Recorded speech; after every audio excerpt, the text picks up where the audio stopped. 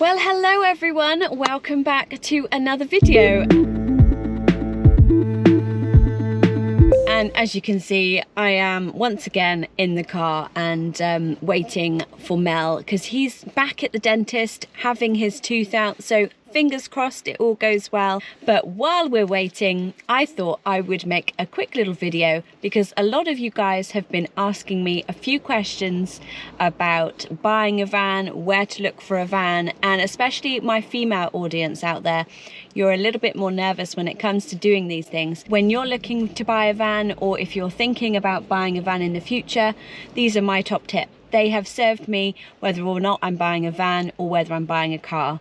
Now, I've actually bought all of my cars myself and my vehicles. These are the top 10 tips that I use for myself personally, and I thought I would share them with you guys. So my number one top tip is to go and see the vehicle in person. So if you've seen an advert online, or you've seen an advert in the paper, or however you've seen it advertised, make an appointment and go and see it firsthand, because pictures are deceiving, and the seller, although they might be trying to be honest, sometimes they're not, and they will make anything look better than it actually is. So to poo-poo any kind of misleading information or parts of the vehicle or interior that aren't up to scratch or what you want, go and see it in person.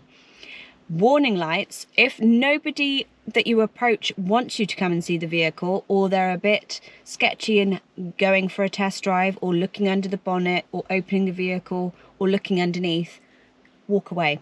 Number one warning sign. I actually was not that long ago looking at a vehicle with my brother, and we went to a garage, looked reputable. For starters, they parked vehicles all the way around the one that we were looking at, so there was no chance of being able to take it out for a test drive. He didn't want to open the vehicle to show us inside, and he was very, very sketchy about the condition of it and what had been done. So again, huge warning signs, so we just walked away. So yeah, the more open that a buyer is about letting you look around the vehicle is a green flag in my book. Okay, question number 2. Ask a lot of questions. Write a list before you go to view the vehicle so that you've got an idea of things that you want to ask. And no matter how silly the question might be, just ask it. You'll get good feedback and a good response and rapport from the person selling it.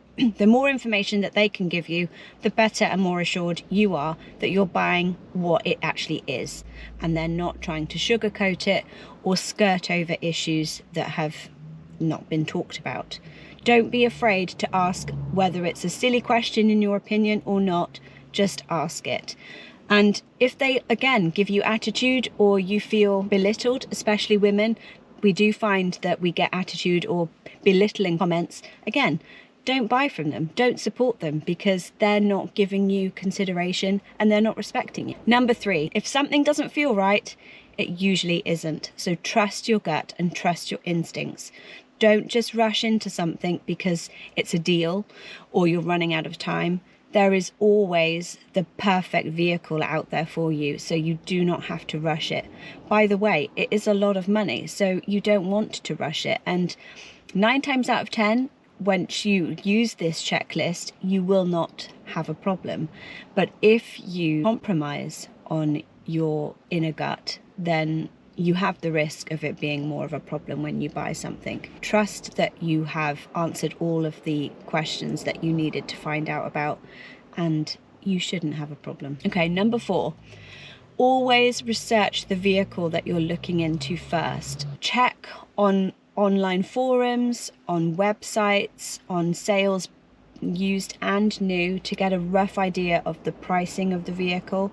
Also what normal wear and tear is, what kind of things can generally go wrong with that make and model, so that you can get an idea of what you're looking for.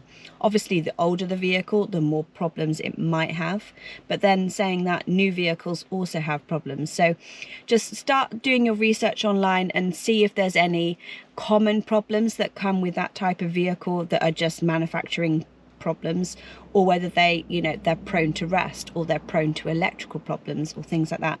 Get a budget idea so that should you buy a vehicle that has these potential issues, you know what ballpark figure you're looking for if you need to put these things right.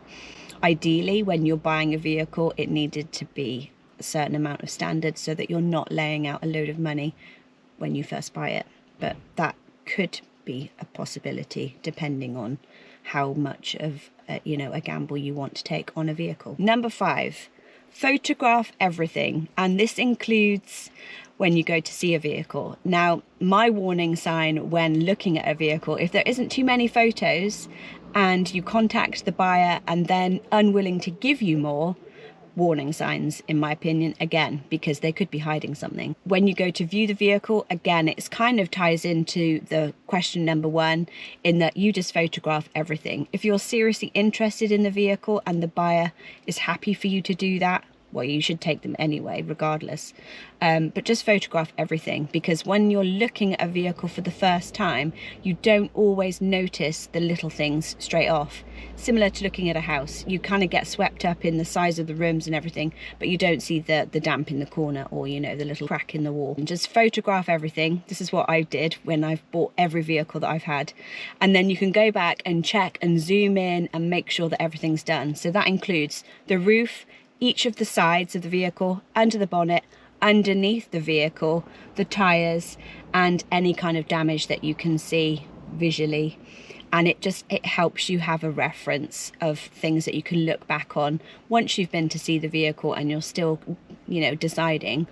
It can just give you that extra bit of confidence, and just double check that everything is as you want it to be. Take a screenshot of the mileage and everything like that. Okay, number 6. Now, for me personally, I only buy from online sites like eBay, Auto Trader, or a reputable company that has an actual business and it has good ratings and is known in the area for being a substantial business. Don't go to someone's backyard that looks like it's just full of rubbish, or on someone's street where it could just be any old vehicle, or if it's a private seller, actually make sure that it's their personal house and that they live there. I've heard so many horror stories of friends and family where they've gone to some address and it's just someone selling a car in that area, and they don't even live there, it's just parked outside, but they've claimed that it's their house. And car parks, like supermarket car parks, no,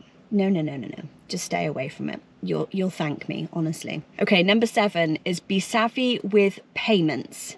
Now, I personally would never pay more than £500 in a deposit if I was to actually buy a vehicle.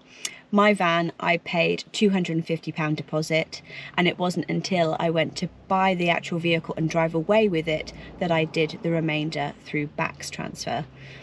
Again, if a buyer wants you to give up more cash than that, run away, because it's most likely a scam, or they're trying to do some kind of funny business financially.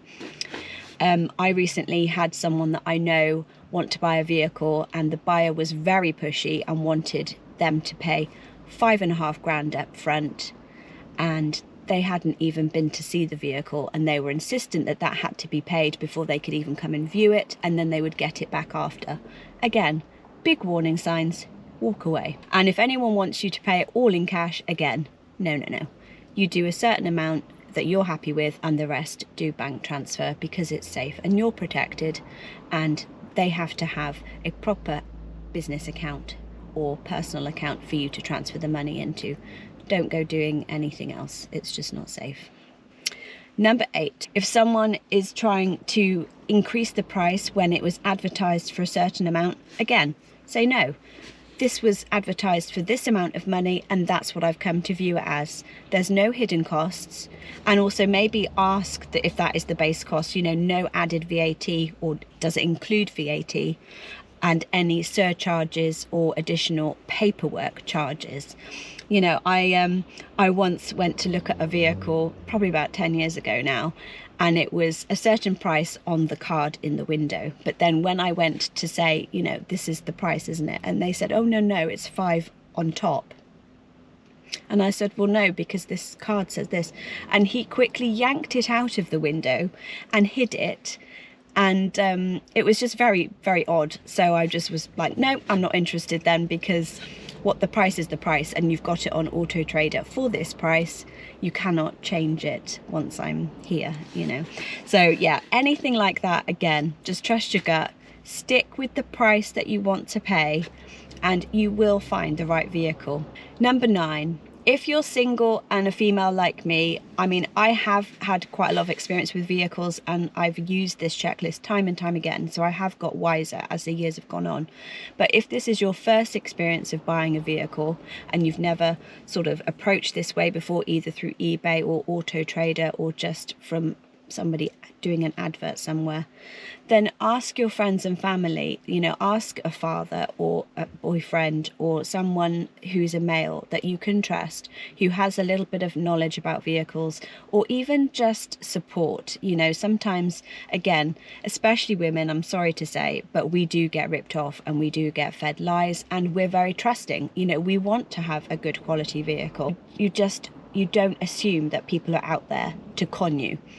And I'm sorry to say, but they are out there, and you just have to protect yourself. So either, whether it's moral support or actual knowledge of vehicles, take someone with you, or at least show them the advert or show them the vehicle, so that they can give you a bit of insight as to whether they think it's a good vehicle or not.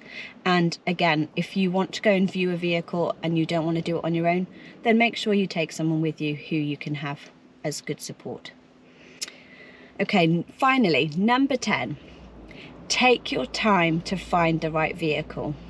Don't be rushed and caught up in the drama. Now, this especially goes for eBay.